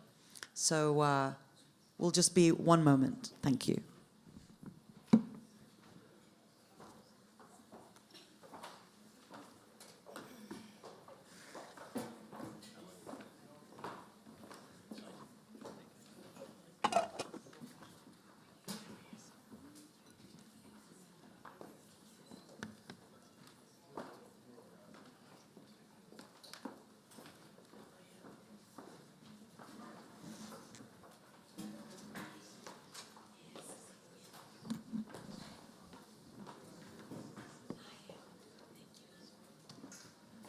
Thank you so much. I'm really looking for some insights and reflections on what we heard today, and just give us a takeaway on some of your thoughts and analysis of what you've heard. That would be of practical value to us as we go forward. So to help us get started, let me first introduce Mr. Guy Ryder, the Director General of the International Labour Organization, to share some of the reflections on what we've heard today. Thank you. Well, thanks very much. And it is the end of, I suspect, a long day, so I'm going to be fairly concise in what I say. I've just stepped in and listened to the last two panels today. And I wonder if people who've spent all afternoon here just realise how encouraging and optimistic you're all sounding in this room. You're having a violent agreement, it seems to me, and that's very encouraging. So I suppose the first thing to say is, you know, when you ask what happens next, what would we do next, is to conclude that we're doing pretty well. We're on the right road, so, you know, just carry on. But I think that's a slightly too optimistic sort of assessment of where we are. Number one, and from the perspective of my organisation, it is true to say, I think that from an employment, from a production perspective, we've come an awfully long way in an awfully short period of time. Are we allowed to make confessions or give some bad stories here very quickly? You can make confessions, yes. Right. I led an organisation which opposed the Kyoto Protocol up until the year 2000 because a major industrial organisation felt that there was a choice to be made between jobs on the one hand and environmental considerations on the other. The tipping point, and you can all have your views about why that has happened, is we have overcome what today transpires as a false choice between jobs, growth, development on the one hand, and prosperity and protecting the planet on the other. This has unlocked all sorts of possibilities. I think Paris has both sanctioned that situation and advanced it. But I do think there is a challenge that remains out there. You know, I've heard people in the short time I've been with you quote very positive examples from Finland, from Denmark. They tend to be the places people quote. Why do we do it? Because these are countries which not only have very strong social consensus around collective objectives, but they also have the mechanisms for bringing together different parties and working out the way to realise them. So if you turn that into the things I'm interested in, which is how to reconcile and align climate change action with jobs, employment, prosperity, you have, I think, to learn some lessons from these extraordinarily effective methods of dialogue to create consensus, and from there to hammer out courses of action. Now, we do believe, and research we have done in our organisation in recent years has confirmed, that there is a major employment dividend to be had from action to protect the planet, from action against climate change. To give you the sort of the headline figure, we reckon that 24 million jobs can be had from here to 2030 from action against climate change. There'll be 6 million lost, so you get a sort of a payoff of 18 million. But none of this is automatic, and none of this will happen just by sitting down and watching, sitting back and watching. My second anecdote, and I'll put it back, my worst experience in this area was when I was working in the labour movement, going and having a friendly conversation with brown coal miners in Silesia, southwest Poland, Solidarność unions, and trying to convince them of the merits of the things that we're all talking about here. That was a very painful experience, and I lost that conversation, and quite rightly so. Why? Because I was trying to persuade them of the merits of closing down their very dirty coal mining operation for the benefits of environmental protection, and sort of blithely ignoring the fact that there was absolutely zero alternative employment options in that part of the country. Zero. And by the way, the mine closed down, and there are zero prospects in that part of Poland. Conclusion, consensus building, take into account the needs of people for decent jobs. You have to engineer these things. You have to do it through dialogue. You have to do it through industrial planning. You have to involve, of course, the private sector in the ways that we have been told. You have to gather in the financing, which I've heard very positive things about. But it does take, I think, this extra element of planning, industrial planning, something we've tended to get out of the habit of in recent years, to make sure that the thing drives forward. That's the way forward. Where can we do better? Well, I think precisely in the notion that, believing that action against climate change, action to protect the planet, is itself sustainable without accounting for and taking on board these other economic and social dimensions. That's where we have to do better, and we have to finance that. I heard the very encouraging comments made about the availability of green finance. We've got an international dimension to all of this, of course, about the transfer of finance, not just profit-seeking finance, but a degree of solidarity finance in all of this. We've got to take that much more seriously, in my view. Thank you. I'd like to invite Mr. Sim Kistler, the President of the UN Environment Assembly, to share some of your reflections on our discussions tonight, and whether you're in violent agreement or something else, and really just try and link it for us also with the theme of next year's 4th UN Environment Assembly, which is going to be on innovations for environmental challenges. Well, I'll start with our last Environment Assembly, which took place last year. And the main theme there was pollution. It was about pollution. And there we discussed how to find good procedures to disclose what the situation is, to get honest data, what is the situation in different countries with air quality, soil pollution, water pollution, etc., etc. And the logical next step in order to reduce pollution, we need innovation and we need greener economy, right? And I agree completely what was mentioned here, that we should not be moralistically finger-pointing and saying that you need to be greener, or when we talk about youngest generations, that I cannot go home to my children and say, you must be greener, it doesn't work this way. But when we talk about pollution, I don't see any people who are supportive about pollution. I know indifferent people. I know people who say, I don't care. But most of the people got worried when we talk about pollution. It's bad. It's bad for the people. So if we say that we're discussing here about transforming economies and lifestyles, and if we show that changing our lifestyle helps to reduce pollution, I think there's lots of potential there. Lots of people, especially younger generation, who will come together with us to make a change. And if we can change the market, the lifestyle, it's about consumption. It's about the market for the companies, for the industries. What kind of products do they produce? And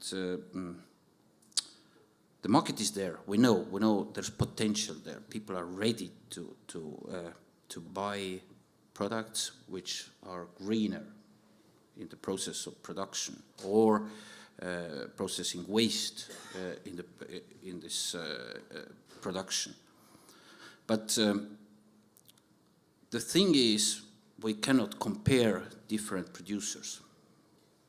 Whether we discussed here construction, or we discuss, or with energy, it's maybe easier, but most of the products, I always think about people I notice in the grocery stores when you go there, and you notice people reading the information on different food products, the ingredients.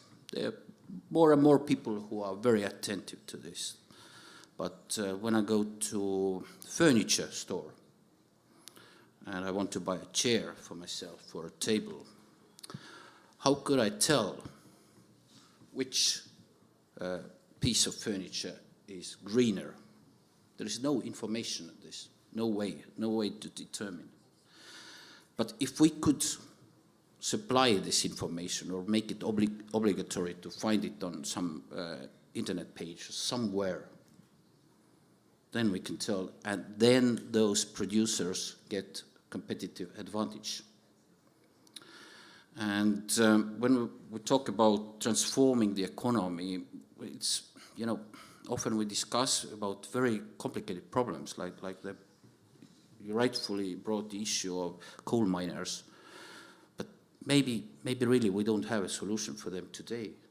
But we're not in a phase of saturation or excelling. It's not about that 90% of our economy is already green and we need to tackle the problem of the last 10%.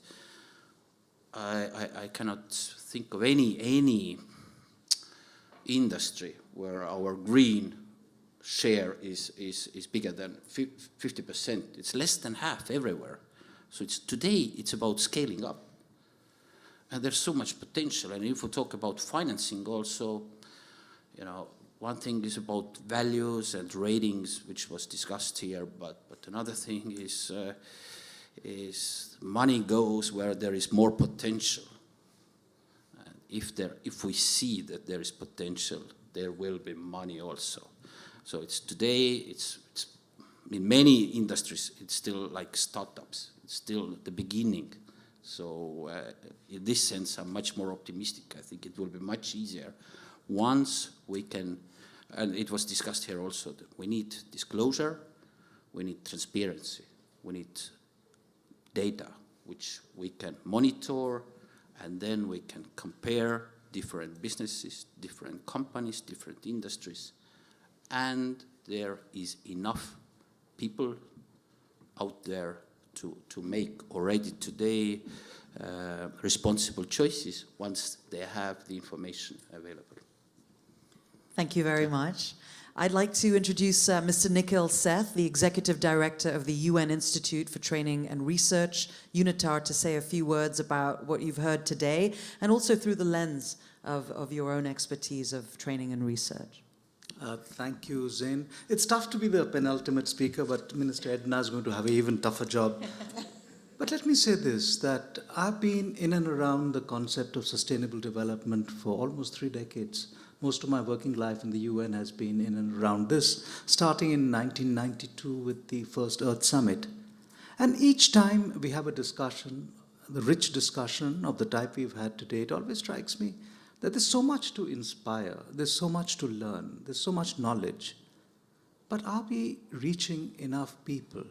And it's that critical mass of people that we reach that's going to make a difference.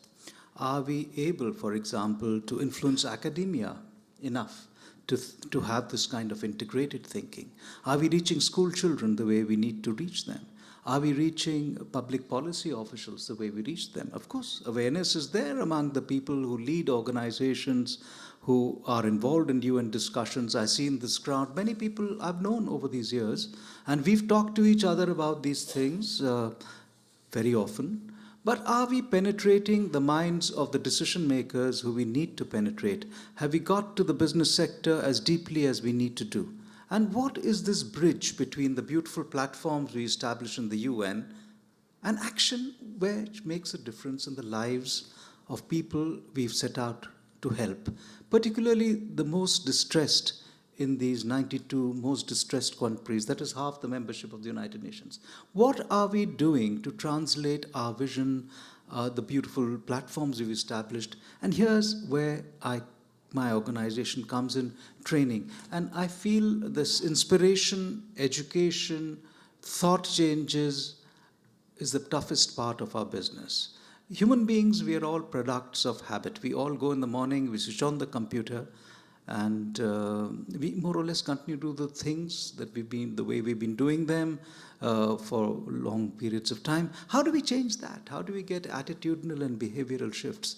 And unless we can carry out the inspiration and the encouragement and the vision we see in small rooms like this, to multiply that by a factor of many millions in each society, in each country, we're not going to get there. So the case I want to make is for a much stronger effort at awareness and attitudinal and behavioral shifts in every sector of society. And of course, what you were saying yourself as a journalist and so on, there's a heavy responsibility of that kind of responsible journalism, which will bring some of this inspiration to the people we want to help us change the world to get to the 2030 targets and goals the way we've been promised by our political leadership. The second thing I want to say is, where next? We are discussing all this in the context of a partnership. We are discussing this in the context of PAGE, 5 UN entities coming together, and each of these entities have been represented today by the heads, which itself is very encouraging. That means the heads of these organizations are fully vested in this partnership. Secondly, those donors who've contributed generously, many of them I see in the room, they have all been enthusiastic of this partnership. Third, and most important, our work has been in some of the most distressed countries, and we have been demand-driven. It's not as if we've gone to these countries with preconceived notions of our own to help them change. No, we've responded to the demands that have come from these countries. So what's next? We have a plan till 2020. And my hope is that when we come to the period after 2020, and we look at this partnership, build up our own repertoire of experiences and what we've learned, we scale it up, we at least triple the number of countries who benefit from this partnership.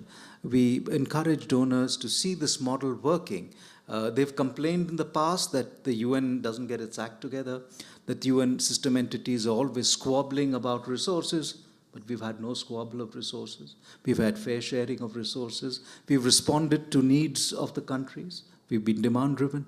So I'd say to the donors that, look, this is a model which has worked. Help us scale it up by a factor of 3 at least for the next phase. So that's what's next. Thank you very much, Nikhil. Thank you. Let's invite our final speaker, no pressure, on our panel, Ms. Edna Molewa, the Minister of Environmental Affairs for South Africa, to say a few words, as well as share some of the experiences of South Africa through advancing the green economy through partnerships. I also understand the next Global PAGE Ministerial Conference is going to be held in South Africa, so it is appropriate that you close. Yes, indeed. Madam Moderator, let me start by thanking you to allow us to be on this panel. And definitely there is pressures, even as you may want to say something different to me. It is a pleasure for me to be the last speaker.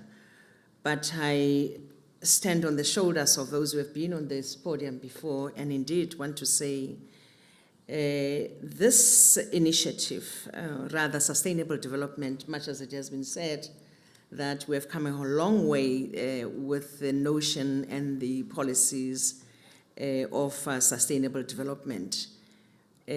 However, as we move on, I would like to believe that indeed there has been quite a lot of improvement, engagement of people joining in. And I was responding to a question earlier on where one was asked that what are you taking home from a panel like this one, but also from the discussions that were taking place for this whole week here.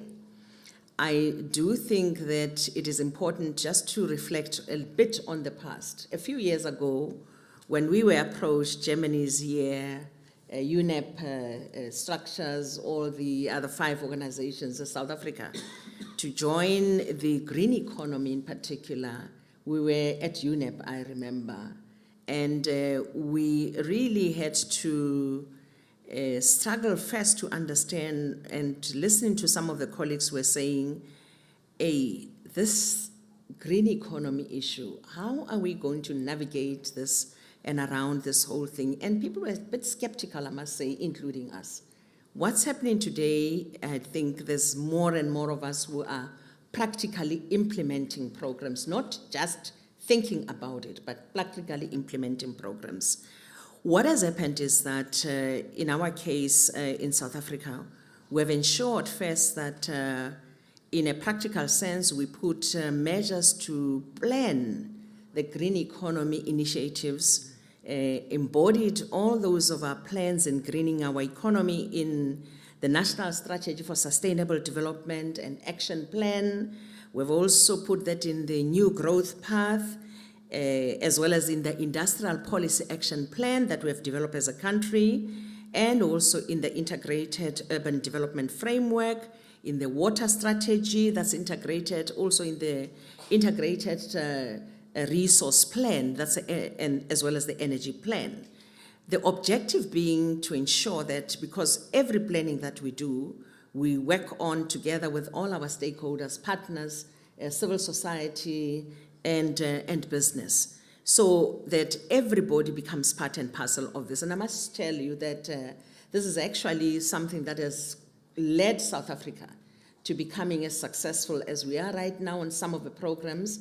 The renewable energy program, you know that we're one of the countries that are most successful in the world in the introduction of the renewable energy.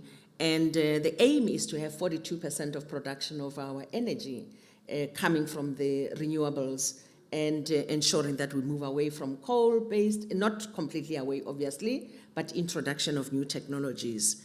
And that, we believe, will contribute to better policy coordination, strengthening dialogue and deepening collaboration in the green economy policy and planning, but will also ensure that we identify potential and enabling factors in the selected green economy areas, because we couldn't be everywhere and anywhere. We had selected green economy sectors that we embarked upon, and ensuring that we strengthen capabilities through enhancing skills and capacity today, and sharing knowledge with all other people who are in South Africa and elsewhere. I must tell you that we do believe that indeed going forward, if the world moves as we do, again with funding that can come on board, particularly for those who are willing to get into the green economy sectors and being supported through technology, all the means of implementation, we will be able to make a difference. Change of consumption patterns through ensuring that we move into circular economy is one of the areas that we in South Africa moved into, because we have to ensure that we utilize our natural resources from cradle to cradle. Already we have begun in some of the industries, the plastic area, which we're reviewing right now. A lot of recycling is happening.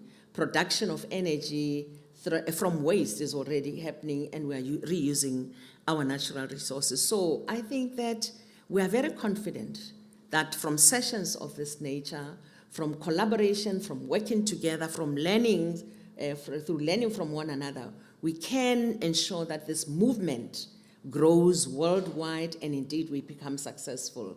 It's not going to happen overnight. We must not underestimate that, but we must continue to inspire one another. I got inspiration from the listening just to parties here today, and I think I'm taking that inspiration along.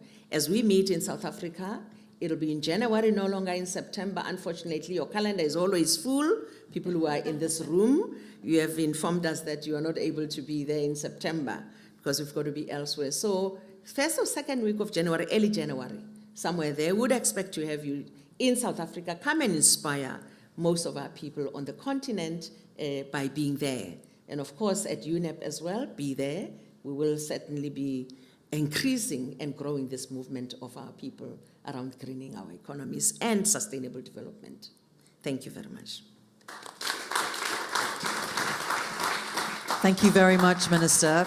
Please give a warm round of applause for all our panelists just now, closing this out. And thanks to all of you for being such a wonderful audience and hanging in there and being a participant of this event. I'd like to, on behalf of the organizers now, invite everyone to the reception and have a drink. Thank you.